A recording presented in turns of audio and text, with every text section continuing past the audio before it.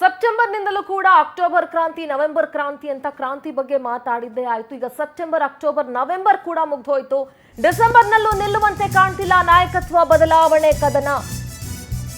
I think ಇದಕ್ಕೊಂದು ತಾರ್ಕಿಕ ಅಂತ್ಯ ಸಿಗಬೇಕು ಅಂದ್ರೆ ಒಂದು ನಾಯಕತ್ವ ಬದಲಾವಣೆ ಆಗಬೇಕು, ಇಲ್ಲ ನಾಯಕತ್ವ ಬದಲಾವಣೆ ಮಾಡಲ್ಲ ಅಂತ ಹೈಕಮಾಂಡ್ ನೇರವಾಗಿ ಹೇಳಬೇಕು.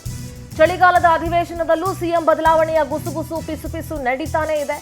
ಹೊಸ ವರ್ಷಕ್ಕೆ ಕಾಂಗ್ರೆಸ್ ಪಾಳ್ಯದಲ್ಲಿ ಸಂಕ್ರಾಂತಿ ಆಗೋದು ಗ್ಯಾರಂಟಿ. ಸಂಕ್ರಾಂತಿ ಏನೋ ಇದೆ ಜನವರಿಯಲ್ಲಿ, ಆದ್ರೆ ಕಾಂಗ್ರೆಸ್ನಲ್ಲಿ ಸಂಕ್ರಾಂತಿ ಆಗೋದು ಗ್ಯಾರಂಟಿ. ಸಂಕ್ರಮಣಕ್ಕೂ ಮುನ್ನವೇ ಡಿಸಿಎಂ ಡಿಕೆಶಿಗೆ ಸಿಎಂ ಗಾದಿ ಒಲಿಯುತ್ತ ಆಪ್ತರ ಬಳಿ ಡಿಸಿಎಂ ಡಿಕೆಶಿ ಹೇಳಿದ್ದಾರೆ, 30 ದಿನಗಳು ತಾಳ್ಮೆಯಿಂದ ಕಾಯಿರಿ ಅಂತ. ಆ ಸ್ಟೋರಿ ಕಥೆ ಏನು, ಆ ಸ್ಟೋರಿ ಹಿಂದಿನ ಮರ್ಮ ಏನು, ಆ ಸ್ಟೋರಿ ಏನು? ಹಾಗಾದ್ರೆ 30 ದಿನಗಳ ತಾಳ್ಮೆಯ ಸ್ಟೋರಿ ಏನು? ಆ 30 ದಿನಗಳಾದ ನಂತರ ಏನು? ಸೆಪ್ಟೆಂಬರ್ ಆಯ್ತು, ಅಕ್ಟೋಬರ್ ಆಯ್ತು, ನವೆಂಬರ್ ಆಯ್ತು, ಈಗ ಡಿಸೆಂಬರ್ ಅಲ್ಲಿದ್ದೀವಿ. ಚಳಿಗಾಲದ ಅಧಿವೇಶನದಲ್ಲೂ ಸಿಎಂ ಗುಸುಗುಸು ಪಿಸು ಮಾತುಗಳು ನಡೀತಾನೆ ಇದೆ, ಬಣಗಳ ಬಡಿದಾಟ ನಡೀತಾನೆ ಇದೆ. ಇದು ಕುರ್ಚಿ ಕದನಕ್ಕೆ ಸಂಬಂಧಪಟ್ಟಂತ super exclusive story. Power TV break ಮಾಡ್ತಾ ಇದೆ ಈ ಸ್ಟೋರಿಯನ್ನ. ತೆಂಗಿನ ಮರ ಹತ್ತಿ ತುದಿಯಲ್ಲಿದ್ದೀವಿ, ಎಳ್ನೀರು ಕುಡಿಯೋ ಕಾಲ ಹತ್ರ ಇದೆ. ಮರದಿಂದ ಕೆಳಗೆ ಬೀಳೋದು ಬೇಡ, ಎಲ್ಲರೂ 30 ದಿನಗಳವರೆಗೂ ಸ್ವಲ್ಪ ವೇಟ್ ಮಾಡಿ. ನಾನು ಕೆಣಕಿದ್ರು ಕೆರಳಲ್ಲ, ನನ್ನ ಸಹೋದರನೂ ಕೆರಳಲ್ಲ. ಡೆಲ್ಲಿ ಹೈಕಮಾಂಡ್ ದೇವಸ್ಥಾನದಲ್ಲಿ ನಮಗೆ ವರ ಸಿಗುತ್ತೆ. ಈಗೇನಾದ್ರೂ ಸಮಸ್ಯೆ ಮಾಡ್ಕೊಂಡ್ಬಿಟ್ರೆ ನಮಗೆ ಡೇಂಜರಸ್ ಅದು. ಇಷ್ಟು ದಿನ ನಾನೇ ಎಲ್ಲವನ್ನ ನುಂಗ್ಕೊಂಡು ಮುಂದೆ ಸಾಗ್ತಾ ಇದ್ದೀನಿ. ಸಮಯ ಹತ್ರ ಬಂದಾಗಿದೆ. ಜನವರಿ 8ರ ತನಕ ತಾಳ್ಮೆಯಿಂದ ಕಾಯೋಣ. ಪಕ್ಷದ ವೇದಿಕೆಯಲ್ಲೂ ಮಾತನಾಡಬೇಡಿ, ಹೊರಗಡೆನೂ ಮಾತನಾಡಬೇಡಿ. ಏನೇ ಇದ್ರೂ ಅದನ್ನ ನಾನು ಹ್ಯಾಂಡಲ್ ಮಾಡ್ತೀನಿ ಅಂತ ತಮ್ಮ ಆಪ್ತರಿಗೆ ಡಿಸಿಎಂ ಡಿಕೆ ಶಿವಕುಮಾರ್ ಕಿವಿ ಮಾತನ್ನ ಹೇಳಿದ್ದಾರೆ. 30 ದಿನಗಳ ಬಳಿಕ ಡಿಕೆಶಿಗೆ ಹೈಕಮಾಂಡ್ನಿಂದ ಗುಡ್ ನ್ಯೂಸ್ ಏನಾದರೂ ಸಿಗುತ್ತಾ ಅನ್ನೋ ಪ್ರಶ್ನೆ ಈಗ ಉದ್ಭವ ಆಗಿದೆ.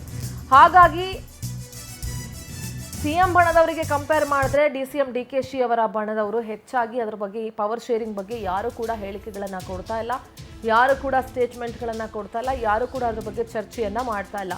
ಸೊ 30 ದಿನಗಳ ಸ್ಟೋರಿ ಏನು ಅನ್ನೋದು, 30 ದಿನಗಳ ತಾಳ್ಮೆಯಾಗಿ ಯಾಕಿರಬೇಕು ಅನ್ನೋದು ಈಗ ಗೊತ್ತಾಯ್ತಲ್ಲ, ಡಿಸಿಎಂ ಏನು ಹೇಳಿದ್ದಾರೆ ತಮ್ಮ ಆಪ್ತರಿಗೆ ಅಂತ ಹೇಳಿ.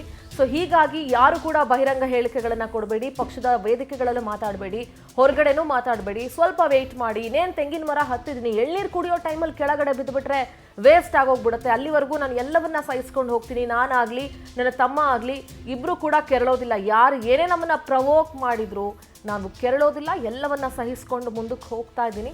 ಸೊ ಜನವರಿ 8 ತನಕ ಸ್ವಲ್ಪ ವೇಟ್ ಮಾಡಿ ಅಂತ ಡಿಸಿಎಂ ತಮ್ಮ ಆಪ್ತರಿಗೆ ಹೇಳಿದ್ದಾರೆ. ಸೊ ನಮ್ಮ ಪ್ರತಿನಿಧಿ ಪೊಲಿಟಿಕಲ್ ಕರೆಸ್ಪಾಂಡೆಂಟ್ ಆನಂದ್ ನೇರ ಸಂಪರ್ಕದಲ್ಲಿ ಜಾಯ್ನ್ ಆಗ್ತಿದ್ದಾರೆ. ಆನಂದ್, ನವೆಂಬರ್ ಕ್ರಾಂತಿ ಅಂತ ಬಹಳ ದೊಡ್ಡ ಮಟ್ಟದಲ್ಲಿ ಸುದ್ದಿಯಾಗಿತ್ತು. ಆದರೆ ನವೆಂಬರ್ ಕ್ರಾಂತಿ ಬಹಳ ಈಸಿಯಾಗಿ ತಣ್ಣಗಾಯಿತು ಅಂತ ಕಾಣಿಸ್ತಾ ಇದೆ. ಆದರೆ ಈ ಕುರ್ಚಿ ಕದನ ಇಷ್ಟಕ್ಕೆ ಮುಗಿಯೋ ಥರ ಕಾಣಿಸ್ತಿಲ್ಲ. 30 ದಿನಗಳ ತಾಳ್ಮೆಯ ಸ್ಟೋರಿ ಬಗ್ಗೆ ನಾವು ಮಾತನಾಡ್ತಾ ಇದ್ವಿ. ಒಂದು ಬುಕ್ ಇರುತ್ತೆ, 30 ದಿನಗಳಲ್ಲಿ ಇಂಗ್ಲಿಷ್ ಕಲೀರಿ, 30 ದಿನಗಳಲ್ಲಿ ಕನ್ನಡ ಕಲೀರಿ ಅಂತ. ನೀವು ಆ ಪುಸ್ತಕದ ಬಗ್ಗೆ ಕೇಳಿರ್ಬೋದು. ಈಗ 30 ದಿನಗಳು ತಾಳ್ಮೆ ಕಲೀರಿ ಅಂತ ಡಿಸಿಎಂ ತಮ್ಮ ಆಪ್ತರಿಗೆ ಪಾಠ ಮಾಡದಂತೆ ಕಾಣಿಸಿದೆ. ಆನಂದ್, ಇದರ ಗುಟ್ಟೇನು?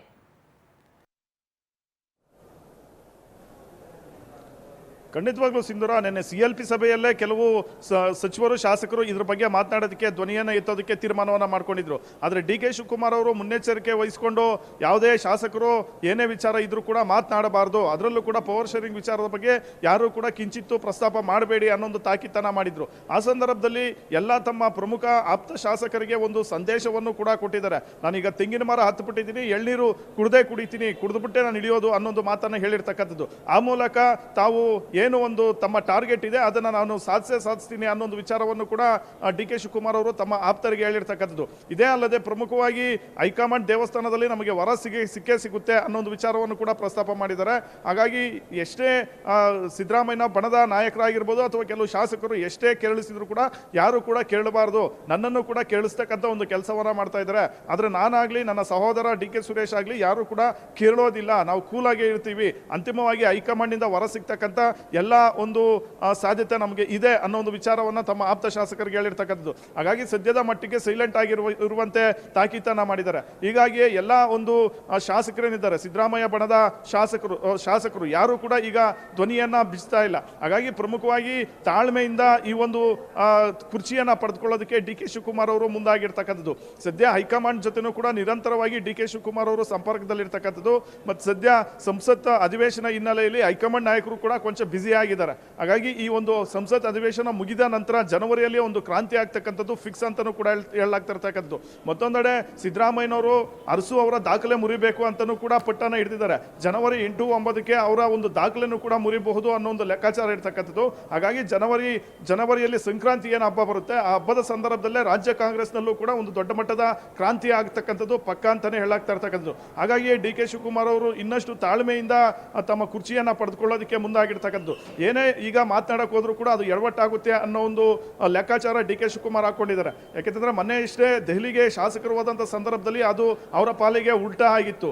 ಇಲ್ಲಿ ದೆಹಲಿಗೆ ಬಂದು ಶಕ್ತಿ ಪ್ರದರ್ಶನ ಮಾಡೋದಕ್ಕೆ ಬಂದಿದ್ದಾರೆ ಅನ್ನೋ ಒಂದು ಆಕ್ರೋಶನ ಕೂಡ ಹೈಕಮಾಂಡ್ ಮಟ್ಟದಲ್ಲಿ ಕಾಣ್ತು. ಇನ್ನೊಂದು ಕಡೆ ಕೆ ಸಿ ವೇಣುಗೋಪಾಲ್ ಅವರು ಬಂದಂತ ಸಂದರ್ಭದಲ್ಲಿ ಅವರನ್ನ ಮುತ್ತಿಗೆ ಹಾಕಿ ಡಿ ಕೆ ಅಂತ ಘೋಷಣೆ ಮಾಡಿದ್ದು ಕೂಡ ಅದು ಕೂಡ ಎಫೆಕ್ಟ್ ಆಯಿತು. ಅವರ ಒಂದು ಬೆಂಬಲಿಗರಿಗೆ ನೋಟಿಸ್ ಅನ್ನು ಕೂಡ ಇಶ್ಯೂ ಮಾಡಬೇಕಾದಂತ ಸಂದರ್ಭ ಬಂತು.